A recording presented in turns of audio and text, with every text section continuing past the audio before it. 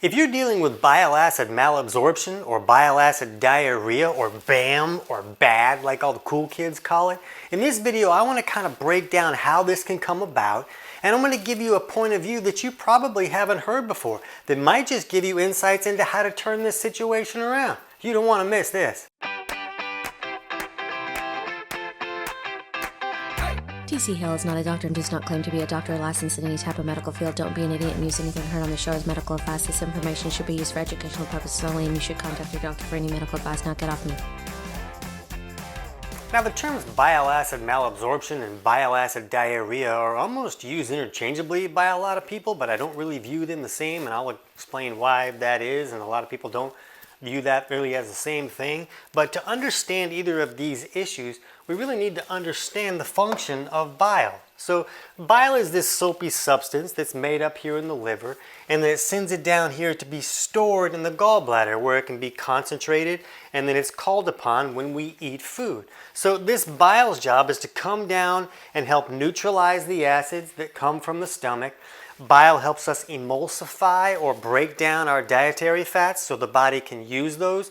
We really need that bile. It's very necessary so that we can access fat-soluble vitamins like A, E, D, and K. Those are kind of a big deal. We really need those things. But bile is also used by the body as a detoxification pathway. So the liver filters a lot of the toxins out of the body. Most people know that, but most people don't know that the liver puts a lot of those toxins into the bile. So when the gallbladder is squirting this bile down to help neutralize the acids and help us digest our food correctly, that bile continues to go through the intestinal tract carrying those toxins with it so that the toxin can go out the back door when we poop like a champion.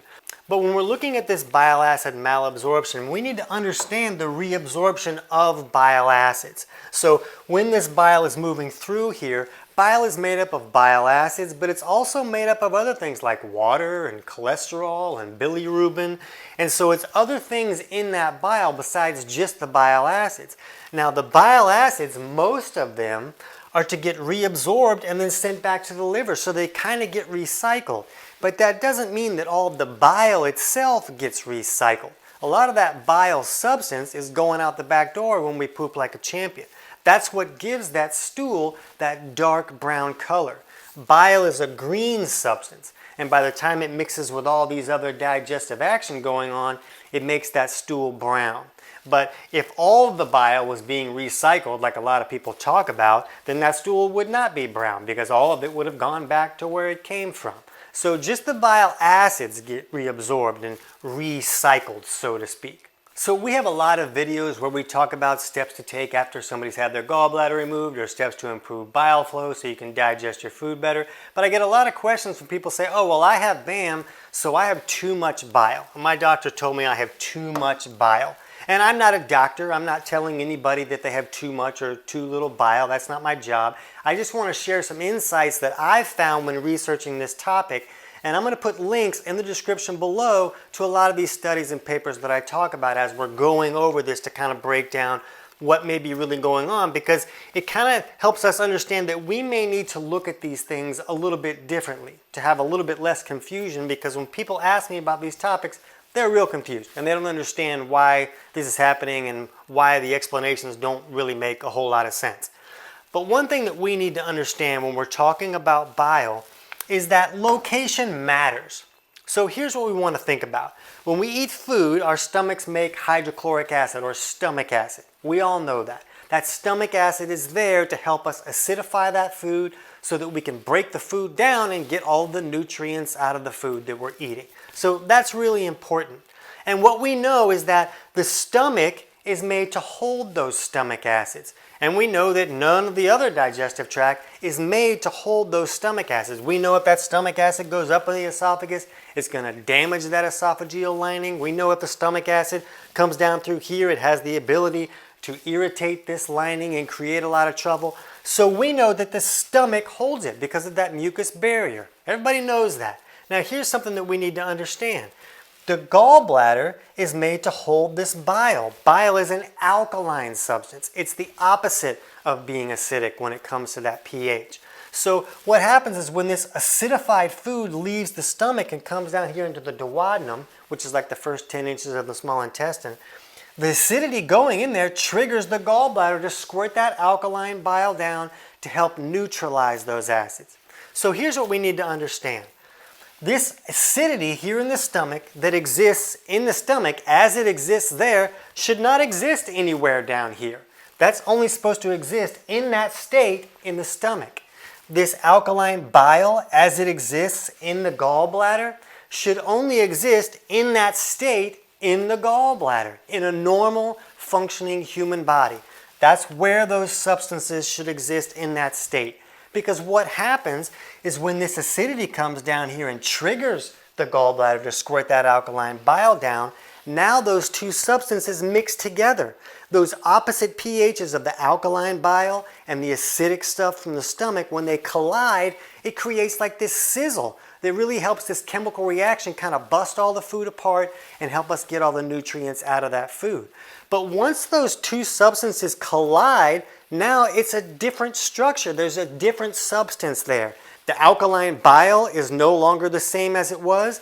The acidic from the stomach, the HCl, that's not the same as it was. When they collide, they're now different, and they should be different.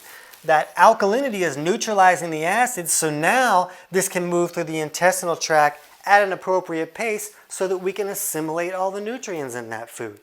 When this stays in the acidic state, it'll move through here a lot faster, and the body will bring all this water to the intestinal tract to cool it off and rush it out the back door, and we get this crazy diarrhea stuff. Now that's only one possible cause of diarrhea. There's quite a few different ones. We'll talk about some of them today.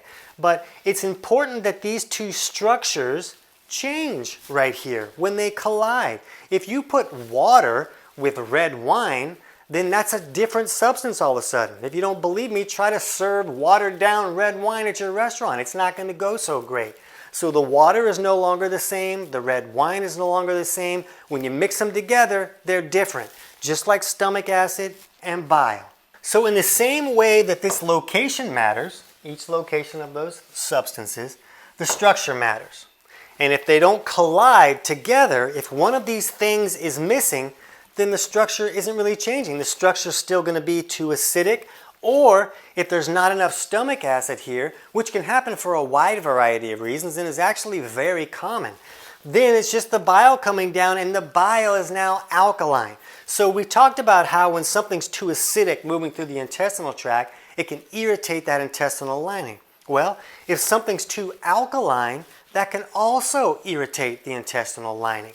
Not quite the same way that acidity would, but when you look at chemical structures in science, a lot of times overly alkaline substances can be even more harmful than the overly acidic ones. So it just gives us an idea of what can happen when a pH kind of leans a little bit too far in the wrong direction. Now, to give us a confirmation that this kind of happens, I'm going to put a link in the description below for a paper about PPI-induced BAM, where they're basically looking at when these people were using PPIs, and a PPI is an acid reflux medication that basically turns off the body's ability to produce this stomach acid. And they're saying here in this paper that when people were using these, they had a much higher percentage showing up where they would have this bile malabsorption. And they kind of felt like it was because, well, when you use these PPIs, that allows these bad critters to come in. So we see these bacterial overgrowths come on. Because this stomach acid is not just there to help us acidify our food so we can break it down. It's the barrier to the whole intestinal tract. When bacteria and other varmints come in on the food that we're eating, they're supposed to die in an acid bath. And if somebody isn't making enough stomach acid, which can happen even if they're not taking a medication, then all of a sudden these bad guys can come in like, oh, this is nice. Nobody got fried. Let's set up camp here and let's move down here and create all these overgrowth issues. So they were saying, we kind of feel like it's because of these overgrowth issues and the bacteria are kind of changing the structure of this bile that comes down, and that's creating this bile acid malabsorption and bile acid diarrhea type issues. Which I buy into that. You know, bacteria where it really shouldn't be, too much of the bad guys down in here where they really shouldn't be, can create a lot of havoc. So I buy that they could create problems to the bile structure as well. But what if it's also more about the fact that there's just not stomach acid there, so when bile does come down, it's still in this overly alkaline state, which can irritate that intestinal lining. And then what the body can do is it can say, hey, how can I get this out of here? Well, I'm made of a lot of water in the human body. I can pull water from all these places and bring it to the intestinal tract and rush this irritant out the back door so that I get rid of it and it doesn't bother the lining that it's bothering so much. Because when you research this, people kind of say like, oh, well, the bile acid malabsorption, the bile acids are not getting reabsorbed in the small intestine and then sent back to the liver. So now too much bile is in this small intestine or the large intestine, and that's causing problems for water reabsorption. The water doesn't get reabsorbed and moved back into the body, so now there's too much water in that intestinal tract and colon, and it comes out the back door and we get this diarrhea. So that's kind of what's happening. But what if it's just that the body's pulling all this water there on purpose? The body is usually smarter than we are. I know that we like to think that we're really fancy, but the body usually knows what it's doing. And what if it's just pulling all this water there to rush this irritant out of the system so that it doesn't cause that trouble? So it's just my point of view that what if it's not just that the bacteria is there from the PPIs? What if it's the fact that the stomach acid is turned off and now this alkaline bile is staying in this alkaline state and irritating this intestinal lining where everybody's like, hey, you got to get this stuff out of here. I also have some links below about some problems that are see this together with gallstones or cholestasis. And cholestasis is just where this bile is not flowing like it should. And it turns out that there's a wide variety of issues that can cause this bile to become too thick and sticky to flow correctly. And remember, this gallbladder's job is to concentrate that bile. So if it's not really flowing correctly, maybe all the bile doesn't flow out when it gets called on by this stomach acid, and then what's left in there continues to concentrate until it concentrates into this sludge that won't move, or even into these stones. It gets so concentrated that it concentrates into stones. When this bile is not coming down here, it's not neutralizing these acids. And now these acids are continuing to go do there and do all that irritation stuff where the body wants to get it out of there, and now they have diarrhea because there's not enough bile. But it seems that it's commonly viewed as, well, there's not enough bile because it's just not getting reabsorbed and now we can't recycle those bile salts, so the body just doesn't have it. But what if it's just because it's become too thick and sticky to flow correctly and it's just kind of stuck, and that's why it's not flowing down? So I think that we need to think about those possibilities as well. But we also see this a lot when there's gallbladder removal. When this gallbladder is taken out, well, now there is no storage for that bile. But the liver is still going to make bile, and it's still going to come down this biliary pathway and go right into the small intestine. There's just not a bolus of bile that comes down when the acidity leaves the stomach. Instead, the bile just kind of trickles down in there all the time, all day long. And again, remember, this bile substance from here should not exist down here. It should only exist here in the gallbladder, and then when it mixes with the acidity from the stomach, it should create that new substance. Because remember, that's what triggers the gallbladder, is the acidity coming down there. Now, it's possible when dietary fats are consumed that can trigger bile a little bit. A lot of people feel like that goes on since the bile is meant to help us emulsify those fats. But again, meeting with those dietary fats, you're helping emulsify those fats, it's still changing the structure of that bile some. So if it's just trickling down in here all the time, then it could be going down the intestinal tract in its alkaline state and creating some irritation. A lot of people feel like, oh, you have too much bile in here, and that's what's creating that diarrhea. And a lot of people with this BAM situation or bad situation are saying, oh, I got this green diarrhea. And green is the color of bile. So that makes sense in that scenario, because now this green bile is irritating this lining and the body's wanting to rush it out of there, and it's still in that green state because it didn't mix with any stomach acid like it was supposed to. It just kind of went through there and snuck in the back door when a different route than was really made to go that way. So now we have a substance that's irritating the intestinal tract. So when you research this topic, you see, oh, well, some people will have a stool that's green, some people will have it really light or maybe kind of orange. And when a stool is really light colored, like lighter than the color of corrugated cardboard, that's a sign that bile is not flowing correctly, and there's not enough bile there to help neutralize these acids, So the stool is still a lighter color. It's this green bile that gives that stool that darker color. So you can see that someone could have bad bile acid diarrhea, and it could be caused by just this too much alkaline bile in there, and now it's a green diarrhea.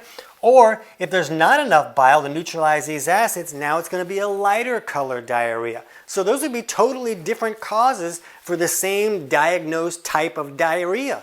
So when you can look at the color, sometimes that can give you some clues about what might be going on.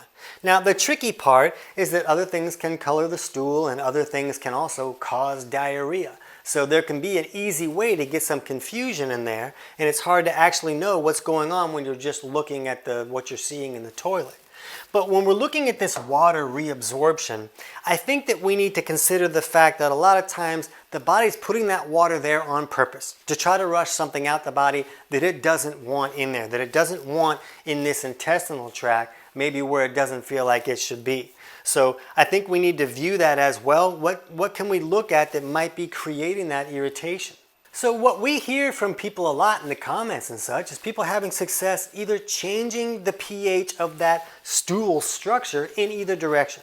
And what some people will use, they'll supplement with ox bile, which is like bile. It's an alkaline substance. Or they might take steps to acidify the stomach more. Maybe they might use a little bit of apple cider vinegar, which can acidify that stomach a little bit. It can be like a nice little boost that might be enough for some people, but most people need to supplement with betaine HCl if they're not acidifying that food correctly in the stomach. But you really want to know what you're doing when you're taking these steps and really pay attention to what's happening. Because what will go on is a lot of people will say you shouldn't supplement with ox bile if you're dealing with bile acid malabsorption, because that's a problem of too much bile and now you're going to put more bile in there. But you can see that sometimes that bile is not really flowing through there like we think it is. And we think it's just not being reabsorbed, but actually maybe it's stuck up here, or maybe the gallbladder's gone, so there's no place to store enough of it that can go along with that meal. So we see in a lot of scenarios where people have diarrhea and they supplement with ox bile, and it improves it greatly because the diarrhea was being caused by an overly acidic stool that did not get neutralized by any bile. So when we supplement ox bile in there, away from the food, not with the meal, because then you're putting this alkaline bile in the stomach when the stomach should be acidifying the food. So we like to see people use ox bile away from the food. And we'll put a link in the description below for our video on how to adjust ox bile dose and timing to really understand how to do that, because that's going to vary from person to person. But we see some success when people use ox bile. Now, if someone was to supplement with ox bile and their diarrhea got much worse, then that would be a really strong sign that, oh, maybe the stool is leaning too alkaline, and putting alkaline bile in there made it worse. Somebody with green diarrhea, using ox bile would probably not want to be the first thing that they tried out. But if somebody wanted to test out using some betaine HCl, and I'm not telling you to do that, I'm not your doctor, I'm not going to tell you what to do, but we hear from a lot of people who do this, where they'll test out using some betaine HCl capsules with a meal, and if their diarrhea gets a whole lot worse, then they know that that diarrhea was coming from the food still being too acidic. It wasn't being neutralized by any bile, and then maybe supplementing with some ox bile might slow that down for them. But if they acidified this stomach more and that slowed the stool down, well, that might be an indication that now this alkaline bile coming down here is not irritating that intestinal lining, and it's meeting with this acidic product that leaves the stomach like it's supposed to, and creating this new substance that has a pH that would move through this intestinal tract at an appropriate pace that would allow a person to actually assimilate the nutrients in their food, and it wouldn't go screaming out the back door and lift them off the toilet like a rocket. Because the most common step that you hear about people wanting to do is, oh, I need some bile salt binders. I need something to stop this bile production, some sequesters or something like that that will stop this bile production, so that they're turning off this side of digestion too. Maybe this side is already off, so they're like, well, we'll turn off this side too, and at least they'll match up and neither one will be working. But wouldn't it make more sense to just fix the broken side so that both sides are working like they're intended to work? Now, is that the solution to this problem? I don't know. That just seems to make more sense in my head. And you can see why some people would have a lot of trouble with this, because if they supplemented with the wrong thing to try to fix this, if somebody was like, oh, here's a remedy for bile acid malabsorption, and they're just going to use ox bile or just HCl, they could really make the whole situation a whole lot worse. And they're like, oh, that doesn't fix it. So it's really about paying attention to what's going wrong and understanding what happens when you take steps and adjusting. It's all about adjusting according to the reaction that you get. So this can be a little bit complicated to understand, well, how do I know which side is working better than the others? But there's signs that will really break this down for you. Chapters 3 and 4 of my book, Kick Your Fat in the Nuts, kind of walk you through figuring out which aspects of digestion are not working correctly and steps you can take to help improve those. And the book is available on Amazon, but I'll put the link in the description below this video so you can get the whole thing totally for free, and then you can just jump to chapters 3 and 4 that'll kind of walk you through figuring out which of these steps may be more appropriate for you to test out first. But if someone's had their gallbladder removed, in most cases it's that they don't have that bolus of bile to neutralize the acids that are leaving the stomach. And if they can supplement with some ox bile, that can slow it down. In most cases, not all cases of gallbladder removal, but in most that we see. And if someone still has their gallbladder, most of these diarrhea issues are going to come from a lack of bile flow and bile being too thick and sticky to flow correctly, so there's nothing to neutralize the acids that are leaving the stomach. And if they can take steps to thin out that bile, then that bile can flow the way that it's supposed to.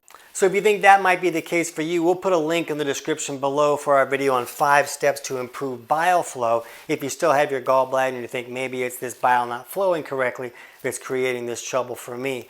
But if you've lost your gallbladder, then jump over right now and check out our video on 6 steps if you've lost your gallbladder, and that can give you insights into steps that can help you digest your food better and also correct some of these diarrhea issues that can come about. I can't wait to hear about your results.